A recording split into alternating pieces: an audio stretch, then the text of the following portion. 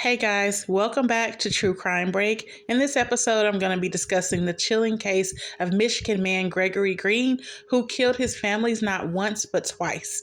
So in 1991, Gregory Green was married to Tanya Clayton. He had been married to her for 2 years. She was 6 months pregnant with their first child, and her friends say that even though she was pregnant, she was still planning on leaving Greg because she said there had been a change in his behavior and that their relationship was just no longer working out. However, before she could leave, Gregory Green stabbed Tanya 10 times with a steak knife, killing both her and their unborn child. Tanya Green's two young children were also in the house that day, but luckily they were unharmed in that attack.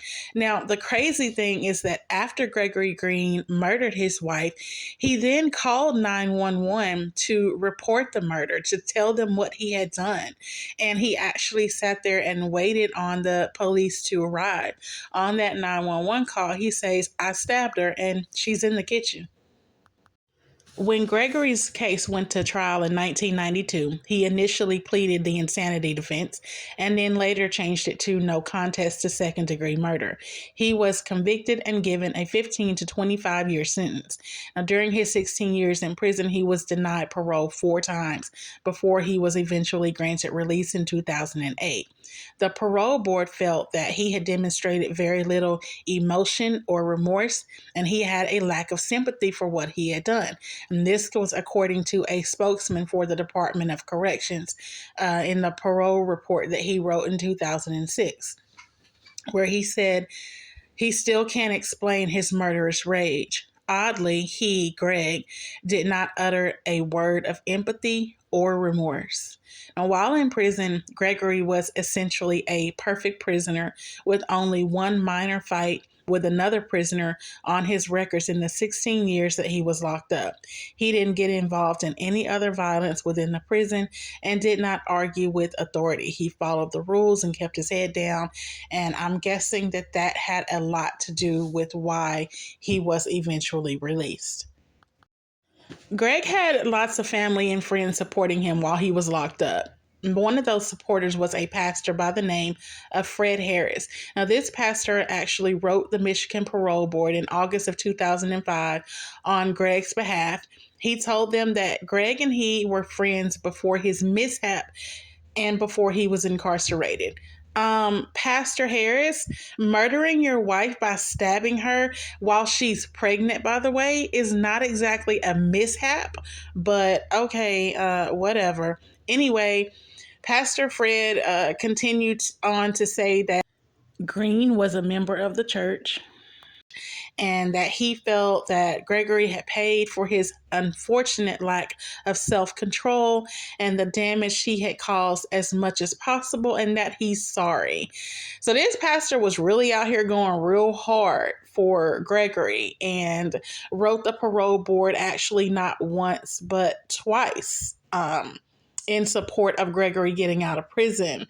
He actually wrote again a year later that he felt that if Gregory was to be released, that he would be welcome back as a part of their church community, and that whatever they could do to help Gregory adjust, he would be willing to do that. And I just find it kind of weird that this pastor was so supportive of Greg after what he did. I mean, he didn't go out here and just steal a piece of bubble gum. He murdered a pregnant woman who was married to him. But Pastor Fred had all the confidence in the world that Gregory was going to be a changed man and that once he got out of prison, everything was going to be great. If only that were the truth. So those letters that Pastor Fred wrote to the Michigan Parole Board must have worked because Gregory was released from prison in 2008 after stabbing his first wife in the face. And so Pastor Fred had so much faith in Greg's rehabilitation that he was absolutely okay that Gregory got out of prison and started dating the pastor's daughter, and her name was Faith Harris. She's 39 years old. Faith and Greg got married 2 years after he was released from prison on December 18th of 2010. Now, Faith had been married prior to Greg, and she had two teenagers, Chadney Allen Jr., who was 19, and Kara Allen, who was 17. However, during the 6 years that she was married to Greg, they had two daughters together, and those little girls' names were Keo, she was 5, and Kaylee was 4. So Greg's second wife, Faith Harris, applied for a restraining order against Greg in 2013. It was later denied on the grounds of insufficient evidence. In the application, she noted that they were filing for divorce because Greg had become belligerent, that he was always kicking things and threatening her, saying that if she didn't leave, things were going to get ugly. She said he had jumped at her like he was going to attack, and that sometimes these things would go on for hours. So she filed for divorce later on that year, but the paperwork did not go through. So in August of 2016, she filed for divorce again. 1 month later, Gregory would kill all 4 of Faith's children, and he would make her watch him as he did it. On the night of September 21st, 2016, Gregory Green taped a plastic tube to the exhaust of his car, and then he took his 2 youngest girls out and put them in the car, and he poisoned them with carbon monoxide from the exhaust fumes. After the 2 girls were dead, he then took them back into the family home and placed them in their beds. Then he went and began his assault and attack on his wife, Faith. He attacked her with a knife by slashing her face and throat before shooting her in the foot and leaving her tied to a chair in the basement. Gregory Green gagged Faith, bound her with duct tape, and tied her wrists with zip ties. And then he executed her 2 teenage children in the basement in front of their mother, making her watch them die. And then, just as he had done with his first wife, he called 911 to their home and went outside in the driveway to wait for police to get there. And it's just so sad that Faith's own father, Pastor Fred, remember he wrote the parole board twice on Greg's behalf. And then he turned around and he handed his daughter over to this monster. He gave his blessing. He told everybody how he thought Gregory was going to be such a changed man and how he was going to help him. And now your daughter is being attacked, and her 4 children, your grandchildren, now dead at the hands of this same man. A psychological assessment found that Gregory Green was fit to stand trial, and he pleaded guilty to second-degree murder, torture, and assault with intent to do great bodily harm in February of 2017. So on March 1st of the same year, he was sentenced to 102 years in prison, which is essentially a life sentence. However, he was still given the possibility of parole. He'll be 97 by the time he's eligible. Now, in my honest opinion, he never should have been out of prison in the first place. And that's one of the biggest problems with our justice system here in the United States is they will know that these men are violent criminals and will still allow them freedom to be back on the street to do the same thing again. This man murdered a pregnant woman. He never should have been released for any reason. And now he's gotten out. He's killed 4 innocent children and tried to murder his second wife. And you're still giving him at least a possibility of parole at 97. I mean, come on. He'll probably never reach 97, but why is he even given that option in the first place? During the sentencing phase, Faith Harris was allowed to make a victim's impact statement and speak to Greg, her children's killer, perhaps last ever. I'm not happy. I'm not satisfied with the outcome. There's no punishment that fits the crime. Not even torture and death would be justice.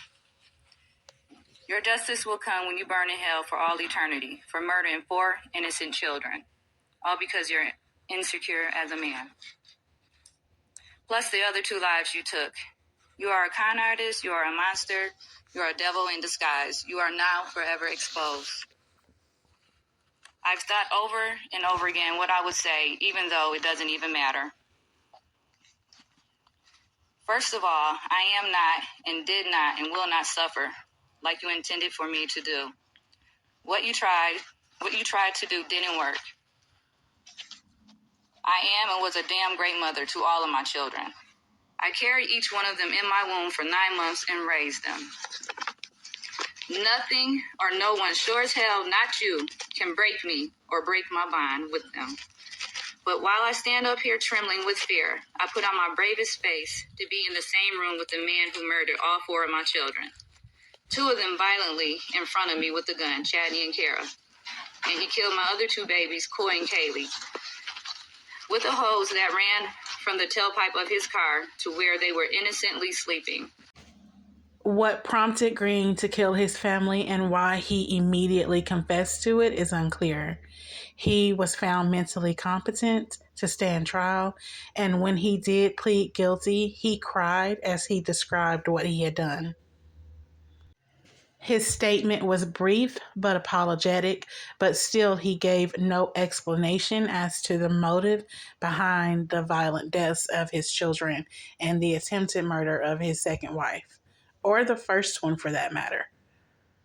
I just want to say, well, first of all, it's in God's hands. Only He can judge.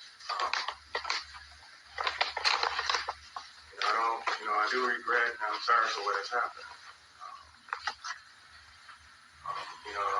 All I've ever wanted was a God-fearing helpmate that would support me and be faithful, no matter what. As well as dedicated to the whole family. That put aside, I have to be humble, very humble, because God knows the heart. He knows how regretful, how sorry I am. And even now, after all this, He still has a plan. And I'm not giving up on that plan. Because God is God. And there's not one day that go by that I don't think of my girls. Not one day, often picturing them playing, talk to their Heavenly Father.